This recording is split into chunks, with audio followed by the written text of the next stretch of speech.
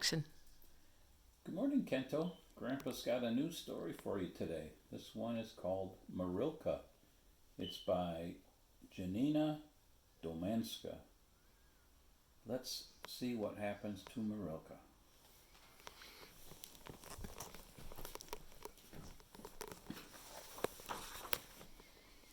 Marilka, story and pictures by Janina Domanska.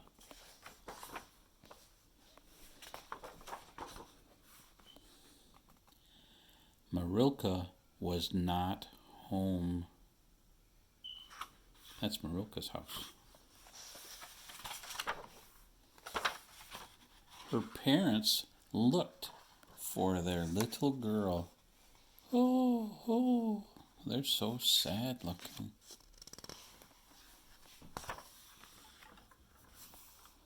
Oh, where is our daughter? Cried her father. How can we live without Marilka?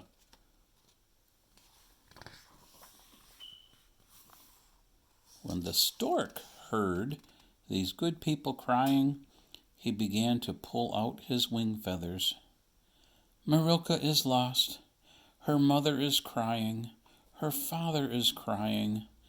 I don't want to fly any more, he said, and started to sob. Boo-hoo-hoo. The cherry tree saw the stork's feathers floating by and asked what was happening. When the stork replied, the cherry tree began to shake with grief. All its blossoms fell off and blew away. I don't want to grow any more cherries now that Marilka is lost, it cried. The river saw the cherry blossoms flying in the wind and asked the tree what had happened. Oh, moaned the cherry tree. Marilka is lost. Her mother is crying. Her father is crying. The stork has pulled out his feathers, and I have shaken off all my blossoms. Oh, groaned the river, what shall we do? It began to ripple and sigh until its waters overflowed and sank into the earth. Soon it was just a little stream.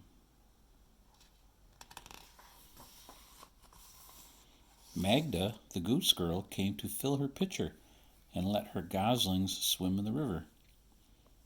When she saw that it had become a stream, she was so surprised she dropped the pitcher and it broke into little pieces. Quack, quack, quack, quack. Oh, river, what has happened to you? She asked, while the goslings quacked all around her.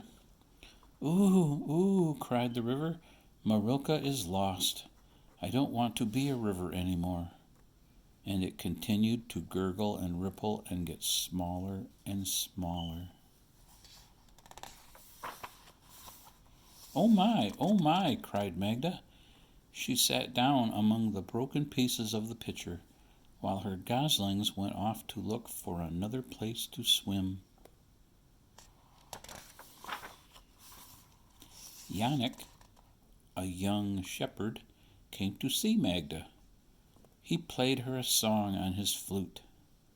When the goose girl told him what had happened, he stopped playing at once. What terrible news, he cried. What shall we do without Marilka? Just then, one of the little lambs came up. Please, master, he said, don't stop playing. The grass tastes better when you play. I am too unhappy, said Yannick. Marilka is lost. Her mother and father are crying. The stork has pulled out his feathers. The cherry tree has shaken off its blossoms. The river has turned into a stream. Magda has broken her pitcher, and the goslings have gone away. The lamb shook his head. Marilka is not lost, he said. She took the goat to the pasture as she does every morning. Look, here she comes now." When everybody saw Marilka, her parents laughed with joy. The stork grew new feathers. The cherry tree covered itself again with fresh blossoms. The stream became a river again.